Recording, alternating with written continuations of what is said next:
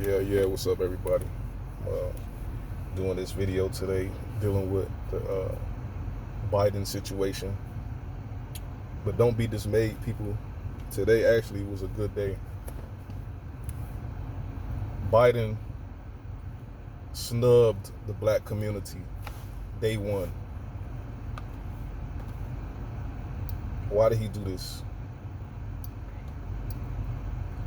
Everybody in the world knows that Georgia, Pennsylvania, Michigan, and Wisconsin were the states that caused Biden to win. And in particular, ATL, Pittsburgh, Philadelphia, Milwaukee, and Detroit, 4 black cities. Now, Biden did not even mention black people in his address. He talked about uniting rural and urban Americans, basically Caucasians, hillbillies and yuppies. Also, he's talking about Democrats and Republicans. He's basically letting people know. You see, Biden is a potato. He comes from a potato family. He's from Ireland, right?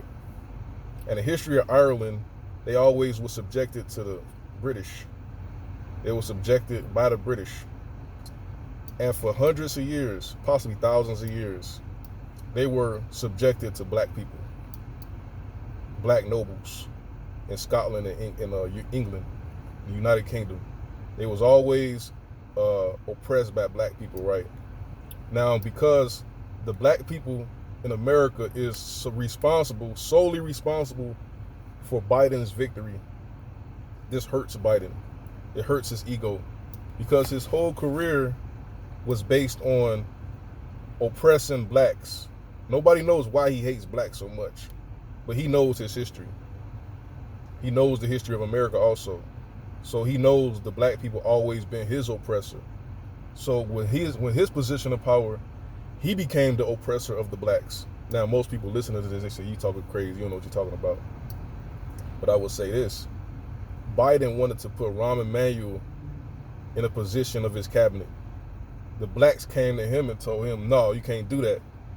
See, blacks are holding the sword of Damocles over Joe Biden. And it hurts him. He's basically telling white America, we need to get together against these Negroes.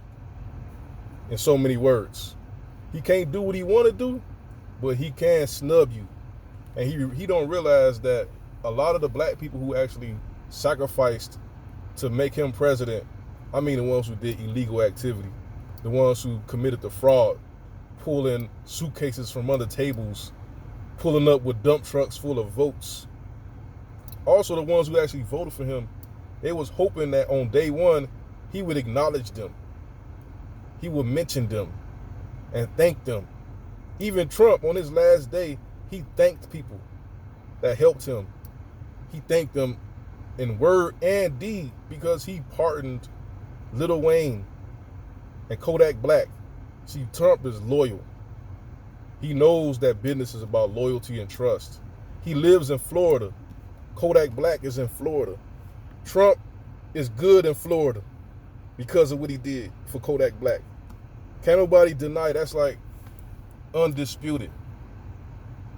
When you do something for somebody, that's good.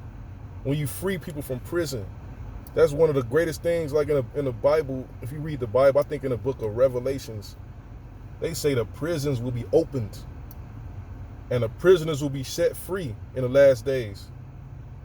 And this is what Trump been doing, setting prisoners free. But let me get back to the topic, right? Now, I was thinking about this earlier. The reason Biden is so miserable is because he cannot get over the fact that black people caused his victory. He would have been cool if blacks didn't cause his victory. If he would have won day one.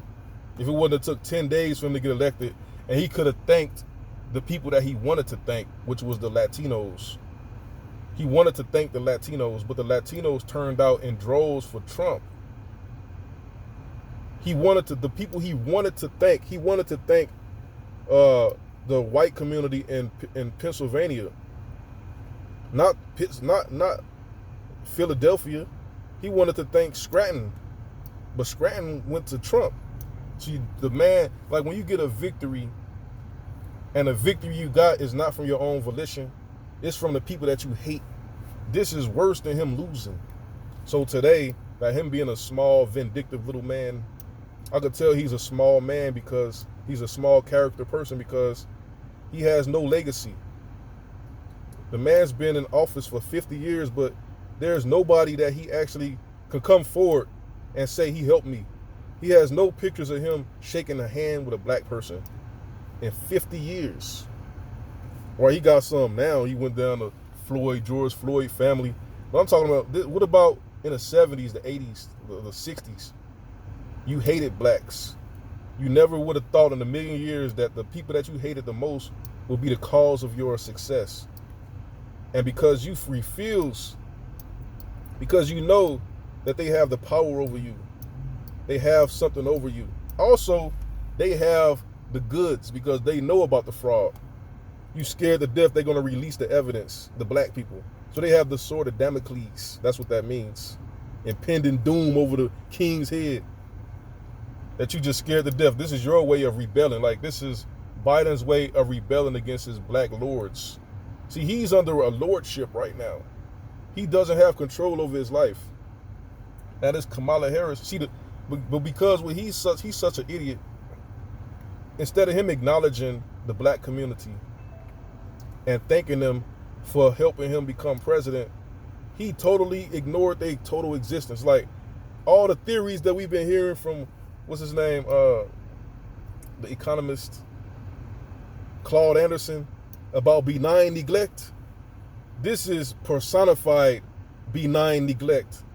The man signed, not only did he mention blacks in his speech, and he talked about uniting with the white supremacists, Democrats and Republicans, he also signed, I think, 16 executive orders. I think 4 of which deals with illegal immigrants. Let me read them to you. He said he's going to, number 1, launch a 100-day mass challenge. Number 2, re-engage the World Health Organization. Number 3, structure the federal government to coordinate a united national response to COVID-19. Extend eviction and foreclosure moratorium. Extend student loan pause. Rejoin the Paris Accord. Climate change. Roll back President Trump's whatever. Launch a whole government initiative to advance racial equity, whatever that means. A study group to study racial equity. Reverse President Trump's executive orders, excluding undocumented aliens from reappointment to court. So we got undocumented aliens on courts. Number 1, preserve and fortify protections for dreamers. Number 2, reverse the Muslim ban. Number 3, repeal Trump's interior enforcement executive order. Number 4, stop border wall construction. Number 5, deferred enforced departure for Liberians. Presidential memorandum. 6, I could just say, even though Liberians are our people, that's still dealing with immigrants. 6, preventing and combating discrimination on the basis of gender identity. 7, executive branch personnel ethics executive order, regulatory process executive order, and a whatever. 7 of his executive orders dealt with illegal immigrants or non-black people of color. Not one executive order. He could have drafted an executive order in 1 week just to talk about black Americans and getting murdered by the police. He didn't even mention blacks in none of his executive orders. 7 of his executive orders deals with illegal immigrants and immigrants. And black people went out here and voted for this guy. Now, if this don't get you to wake up, if this don't make you wake up and realize that you just wasted your time with this so-called Democrat Party and this Biden situation, and he's talking about in his what did it say? Let me see this. But basically, he's talking about a pathway to citizenship for 11 million or more illegal immigrants, right? 8-year plan. But in order for that to happen, you see, we have something called the United States Code, right? And in Title 8 of the United States Code, it deals with, let me show you. Title 8, just think, remember Title 8, type this in Google. You can find this free. It's free for on the House of Representatives website. Title 8 of the United States Code deals with aliens and nationality, right? And Title 8 has 15 chapters. Let me read the chapters to you. Chapter 1, general provisions, basically define what it is. Chapter 2, elective franchise. Chapter 3, civil rights. So civil rights is in aliens and nationality. Number 4, freedmen, dealing with the so-called blacks. Freedmen and civil rights is in the aliens and nationality. Number 5, alien ownership of land. Number 6, chapter 6, immigration. Chapter 7, exclusion of Chinese. Chapter 8, the coolie trade. Now, I want to talk about the coolie trade. Chapter 8 of Title 8 of the United States Code. The coolie trade is the reason Kamala Harris' parents couldn't become U.S. citizens in the 1960s, because the coolie trade is outlawed in America.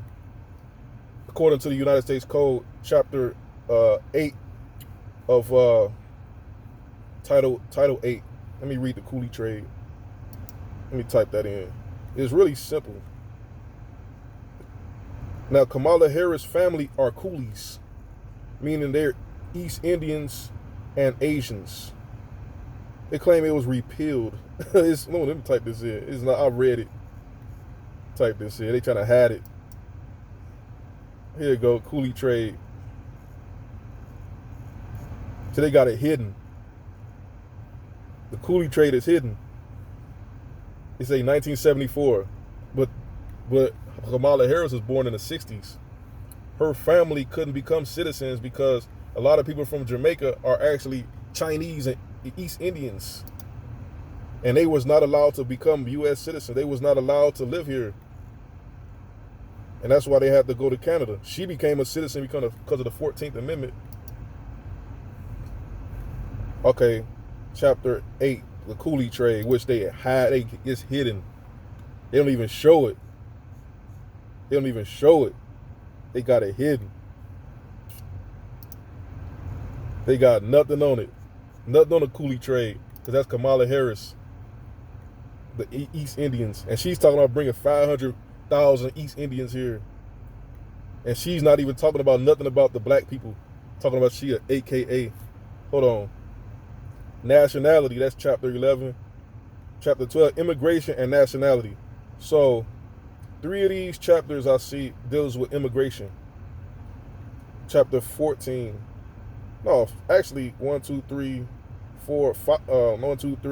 of these, because immigration and naturalization service, immigration and nationality, restricting welfare and public benefits for aliens, enhanced border security and visa entry reform.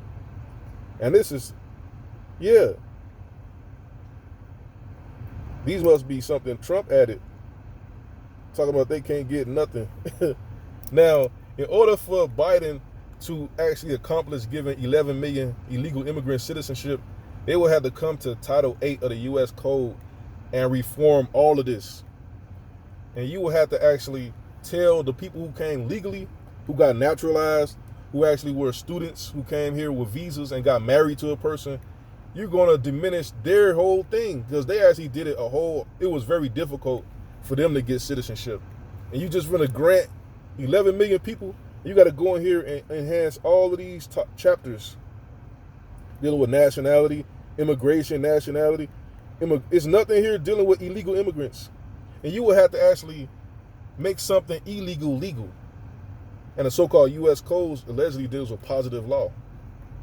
So it's really difficult for Biden to do this. So he put a pipe dream saying a pathway until they come in here and reform Title 8 of the U.S. Code.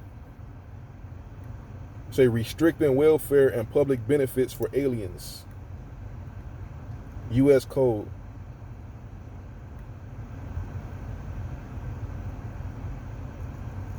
Yeah, you can come to the actually you go to the I'm not even on the House of Representatives website actually when they actually break down everything.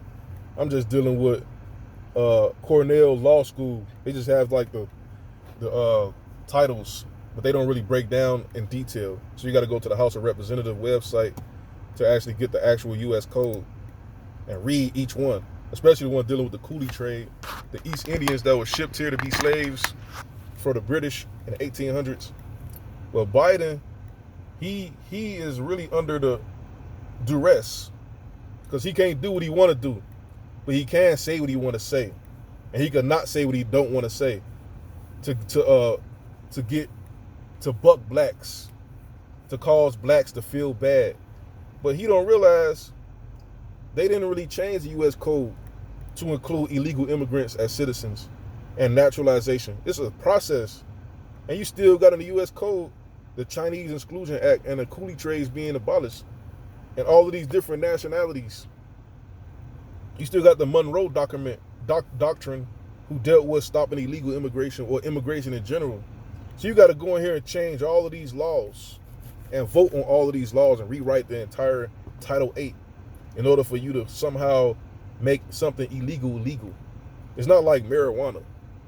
You're dealing with nationality. You're dealing with foreign governments. You're dealing with treaties. Because some people might be from a country that's hostile to America. How can you differentiate? And then you got some countries that, like in Africa, in Asia, in which it's really hard for them to be illegal immigrants. So they have a disadvantage. They have to take a plane. They got to go through customs. They have to get a visa. They have to pay all this money. They have to have a school, a job, a work visa. But you finna just tell them, oh, that was for nothing. You could have just went to Mexico and jumped over the border and got in free.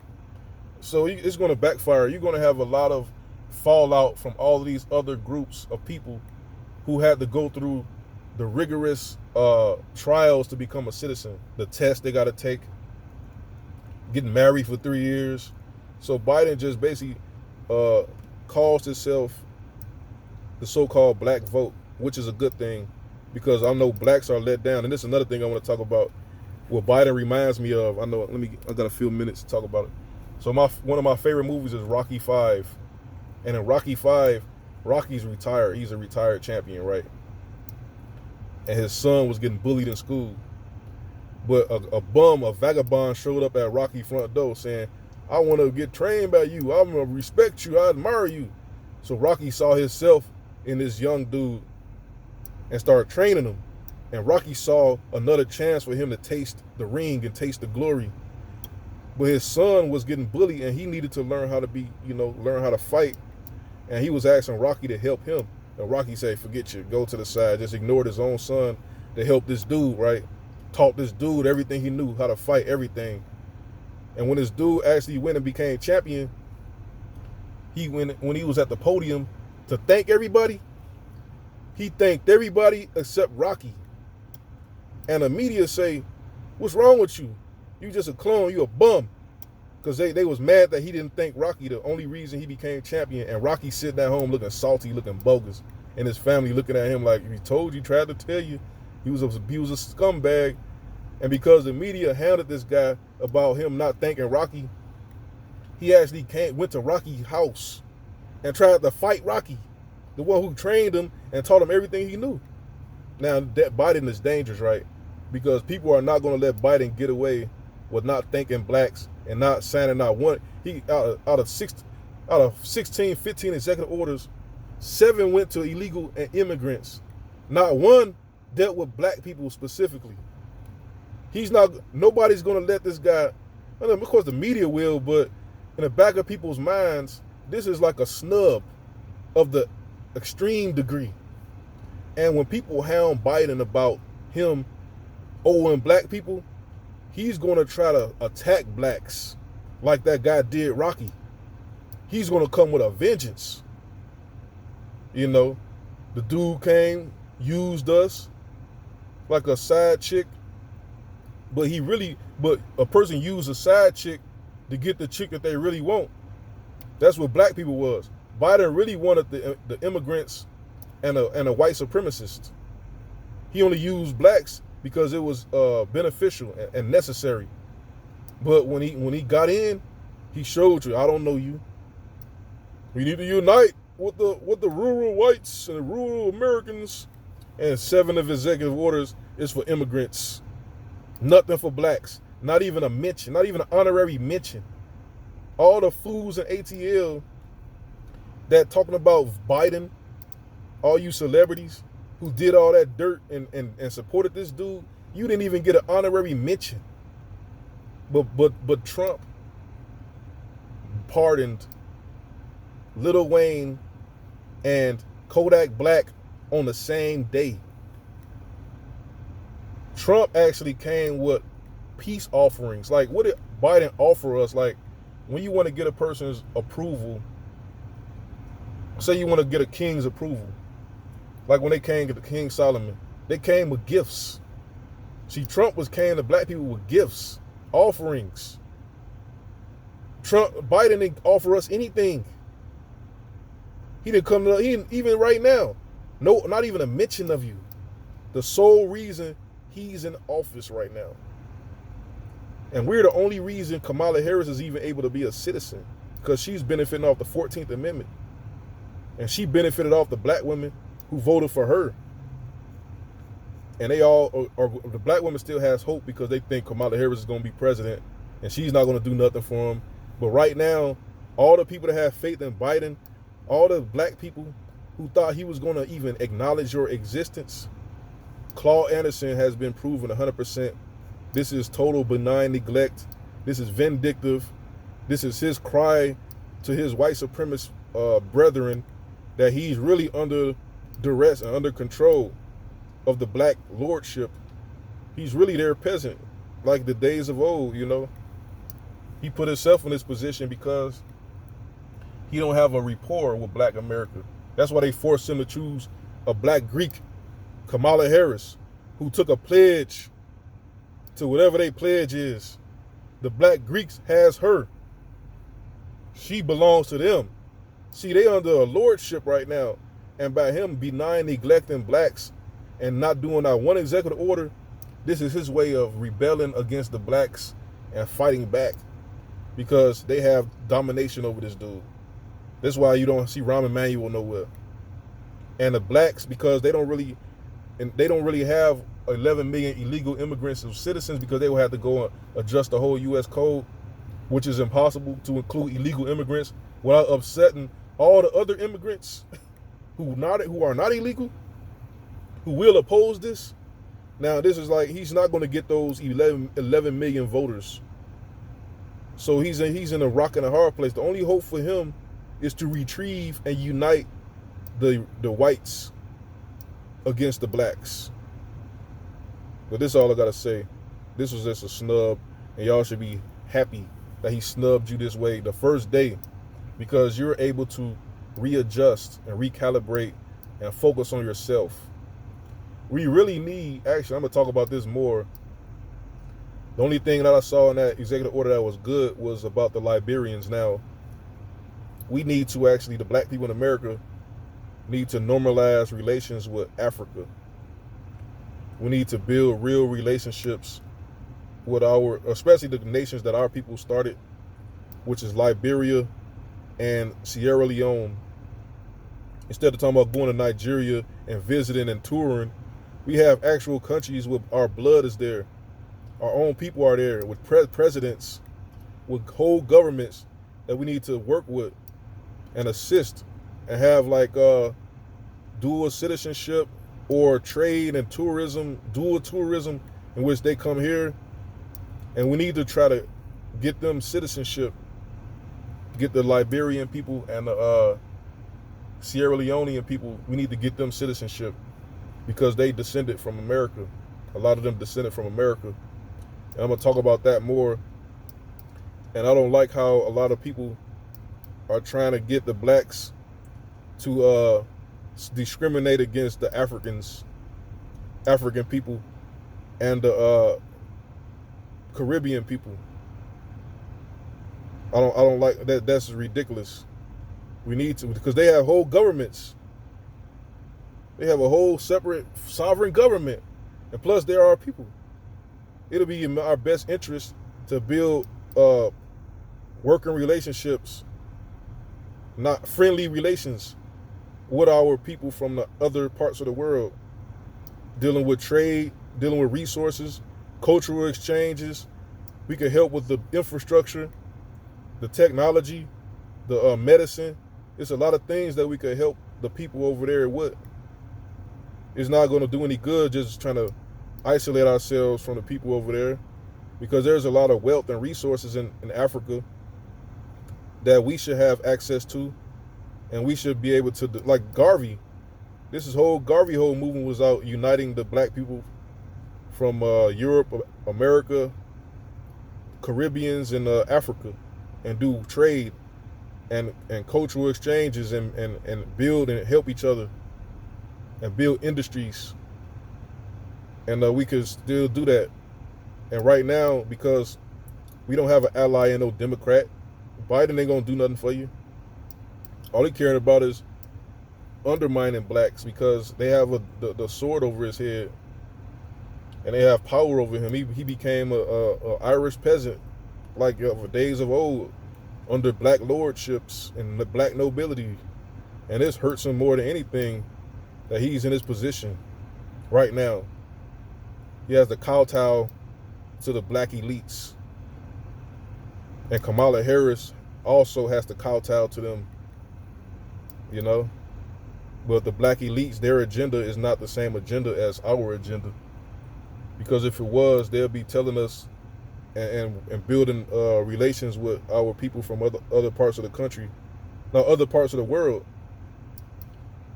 Normal relationships, meaning regular relationships with the people from other parts of the world, instead of trying to exclude, because we have a lot of people from Africa here, but they come here just to, live.